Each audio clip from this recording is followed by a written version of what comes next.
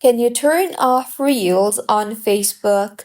Hello everyone, I am Bishaka and welcome to our channel, and in today's video, we are going to see if you can actually turn off Reels on Facebook.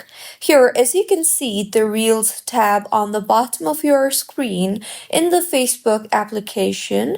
So Reels is an inbuilt feature of Facebook, so you cannot directly turn it off. However, you can hide the Reel tab from the bottom feed of your Facebook application.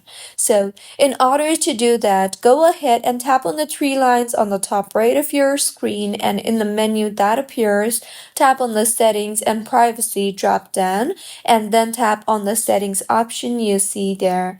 Further, under the Preferences tab, you will see the option for a tab bar. So, tap on the tab bar option you see there, and then tap on the Customize the Bar option.